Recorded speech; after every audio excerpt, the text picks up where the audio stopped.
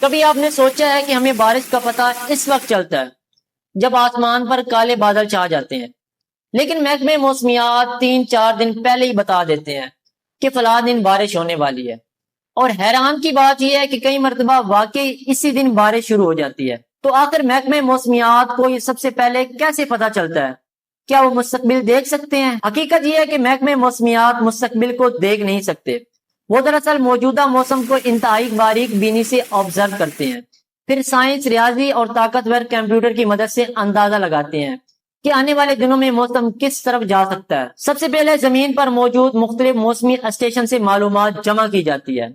درجہ حرارت کتنا ہے، ہوا کتنی تیز چل رہی ہے، فضا میں نمی کتنی ہے اور ہوا کا دباؤ کیا ہے۔ یہ چھوٹی چھوٹی معلومات مل کر موسم کی ایک بہت بڑی تصویر بناتی ہے۔ لیکن کہانی صرف زمین تک محدود نہیں، خلا میں موجود ویدر سیٹلائٹس بھی مسلسل زمین پر نظر رکھ رہے ہوتے ہیں۔ یہ سیٹلائٹ بادلوں کی حرکت، نمی، درجہ حرارت اور بڑے موسمی نظام کے بارے میں اہم معلومات فراہم کرتے ہیں۔ یعنی ماہرین صرف یہ نہیں دیکھ رہے ہوتے کہ زمین پر کیا ہو رہا ہے، بلکہ خلا سے بھی موسم کو آبزرو کیا جاتا ہے۔ اور صرف سیٹلائٹ ہی کافی نہیں، فضا کے اندر مختلف بلندیوں پر کیا ہو رہا ہے یہ جاننے کے لیے ویدر بلونز بھی استعمال کیے جاتے ہیں۔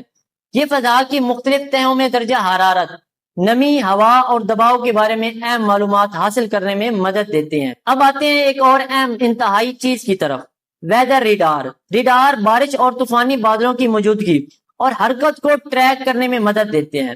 اس سے ماہرین کو اندازہ ہوتا ہے کہ بارش کا نظام کس سمت جا رہا ہے اور کن علاقوں میں اس کے اثرات بھی پہنچ سکتے ہیں۔ لیکن اب آتا ہے اس پوری کہانی کا سب سے اہم حصہ، یہ تمام معلومات آخر جاتی کہاں ہے؟ یہ ڈیٹا طاقتور کمپیوٹرز اور ویدر ماڈل میں استعمال ہوتا ہے۔